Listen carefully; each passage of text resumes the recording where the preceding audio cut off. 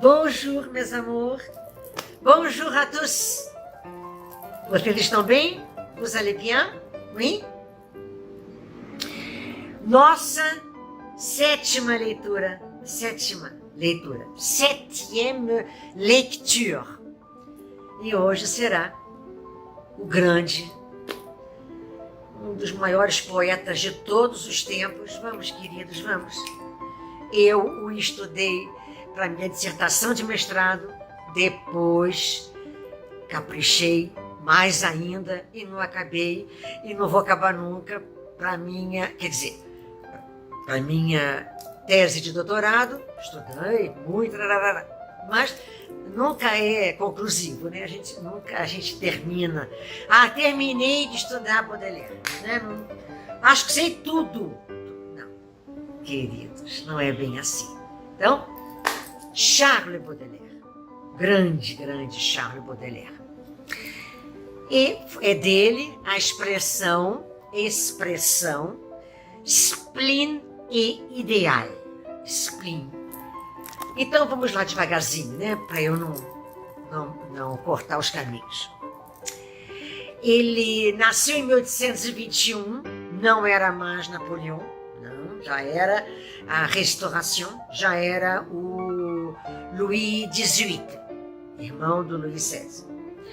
E quando ele morreu, era o Segundo Império, era o Napoleão III. Ele morreu em 1867. Morreu muito novo, com 46 anos, 21 a 67.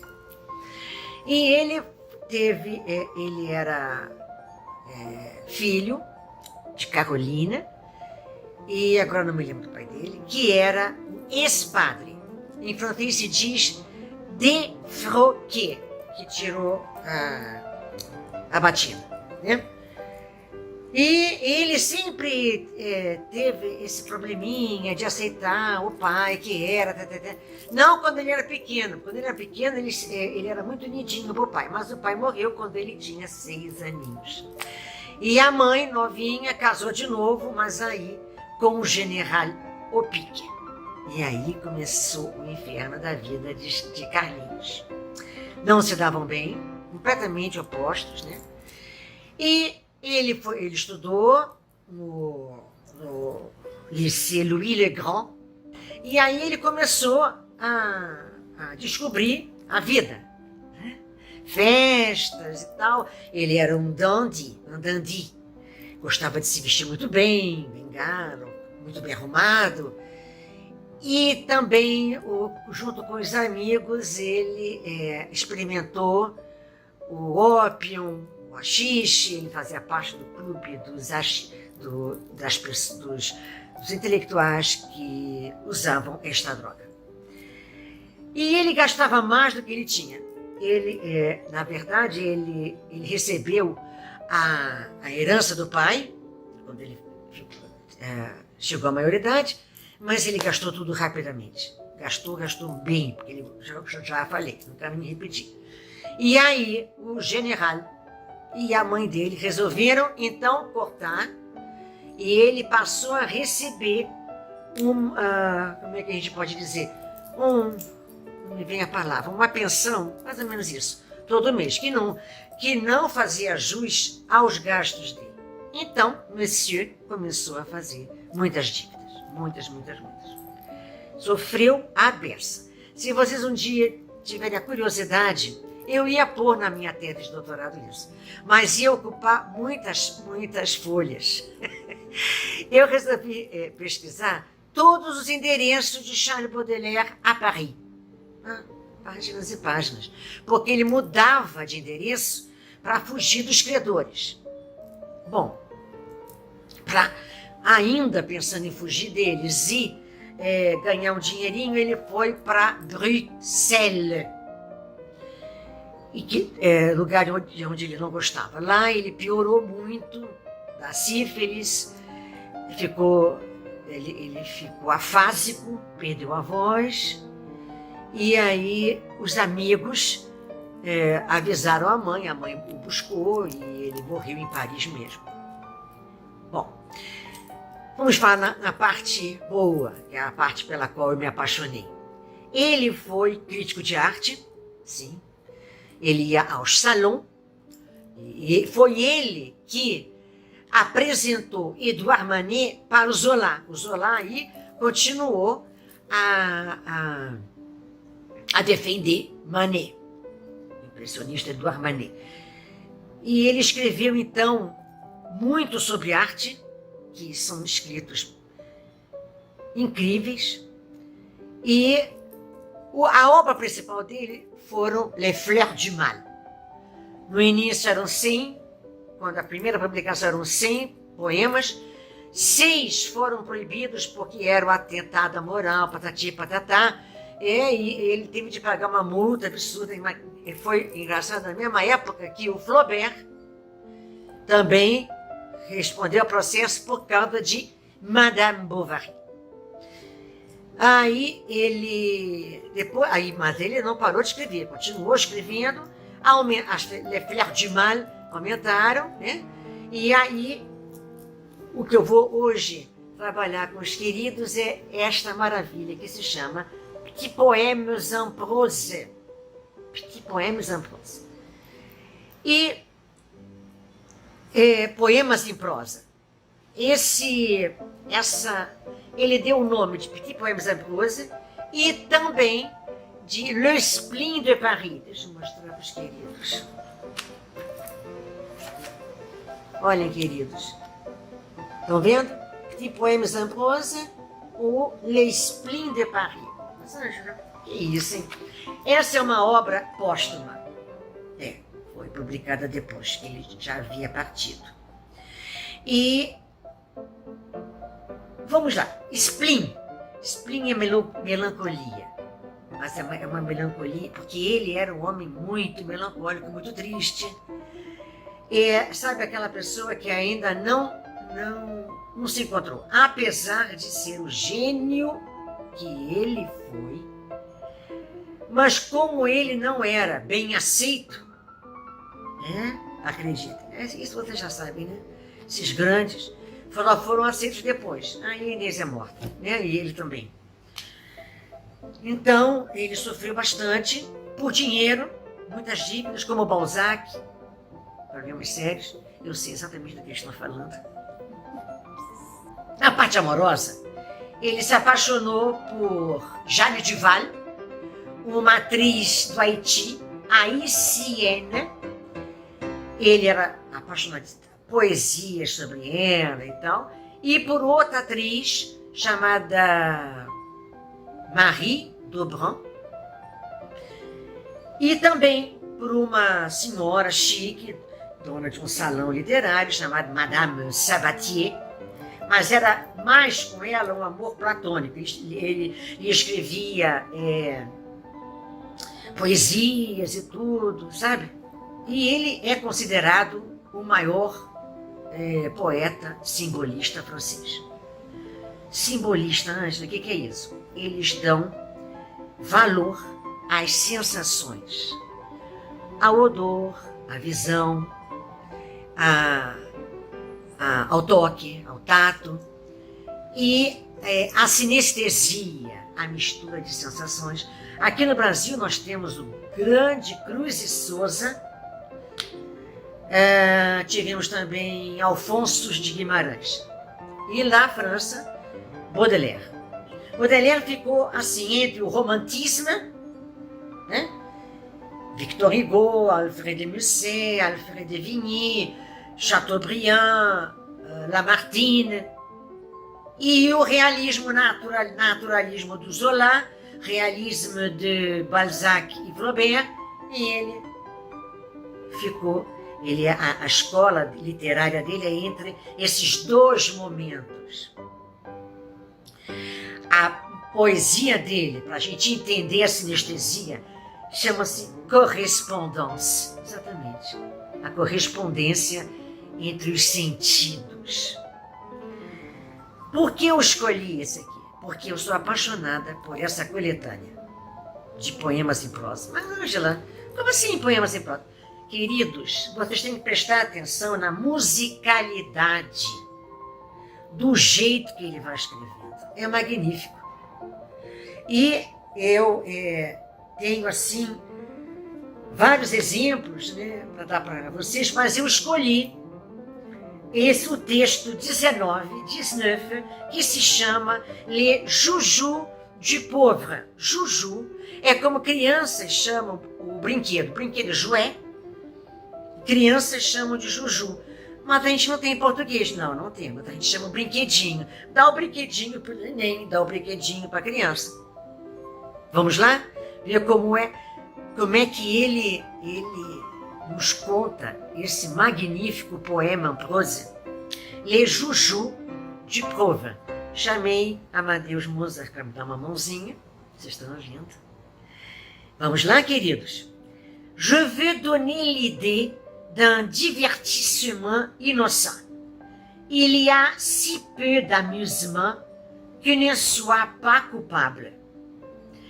Quand vous sortirez le matin avec l'intention décidée de flâner sur les grandes routes, remplissez vos poches de petites inventions à un sol, telles que le polichinelle plat mu par un seul fil, les forgerons qui battent l'enclume, le cavalier et son cheval dont la queue est un sifflet, et le long des cabarets, au pied des arbres, faites-en hommage aux enfants inconnus et pauvres que vous rencontrerez.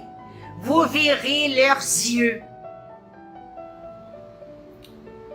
s'agrandir démesurément.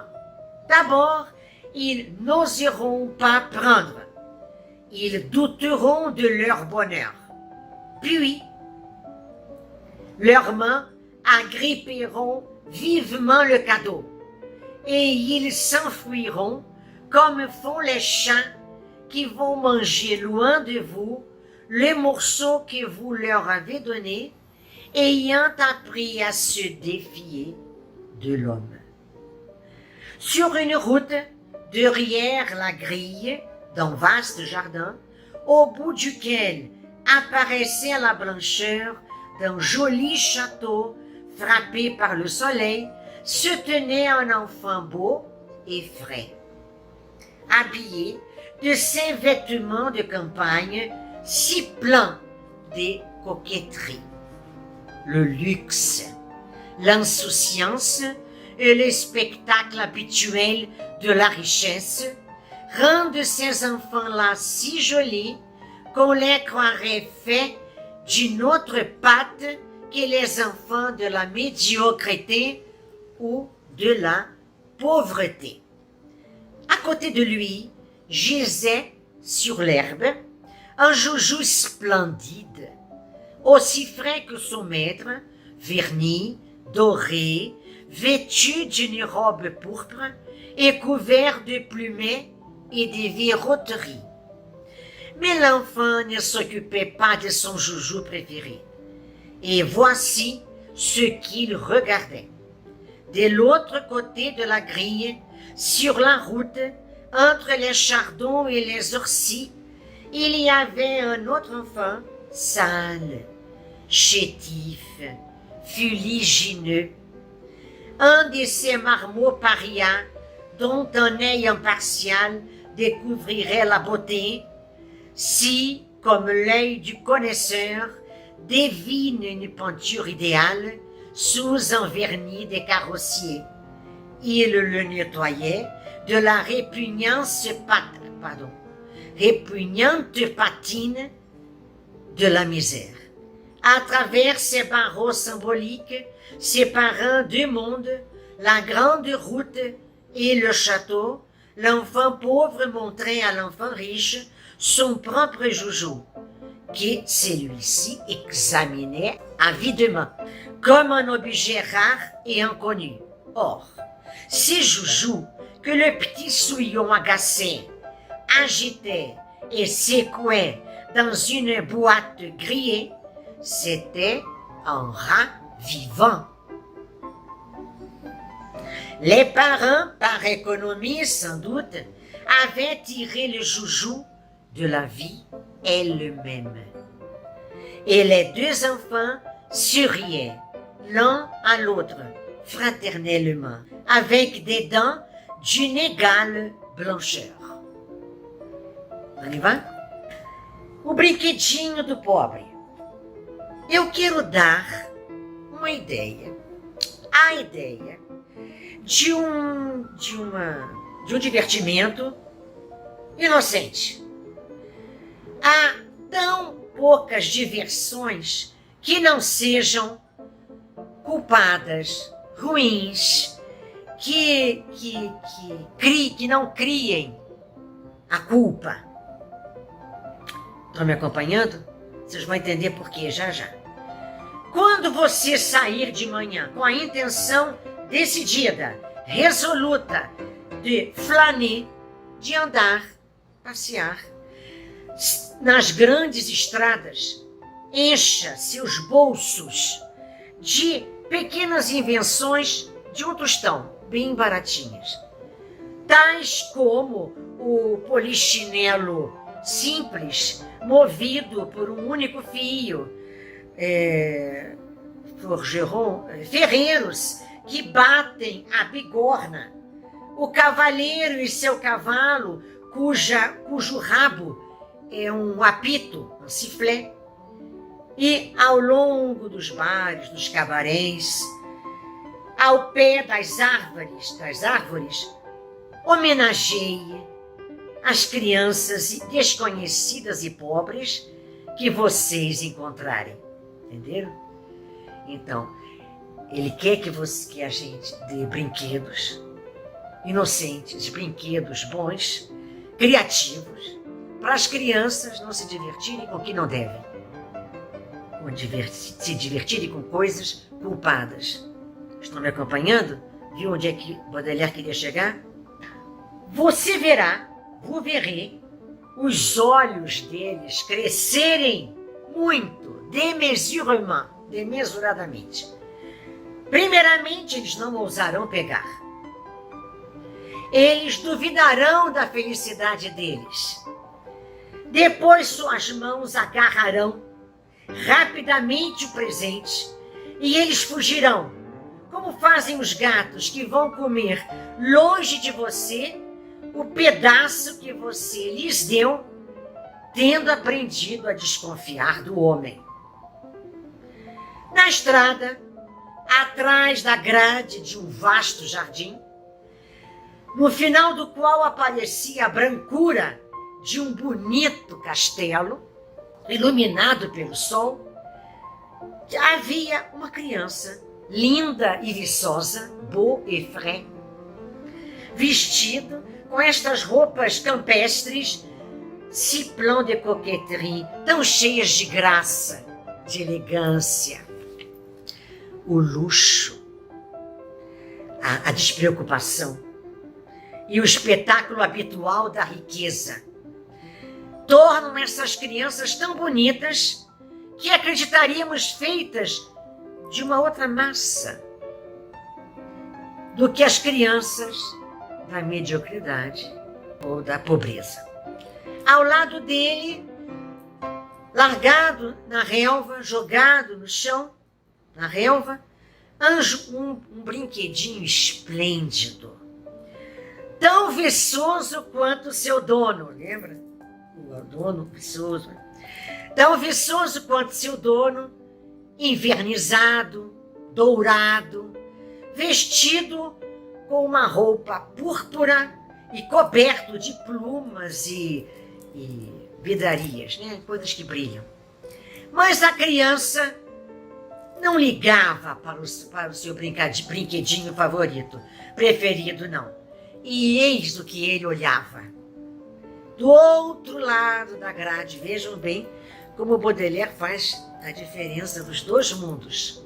Do outro lado da grade, na estrada, entre cardos e urtigas, plantas selvagens, havia uma outra criança, suja, fraca, suja de fuligem. Se um desses moleques párias,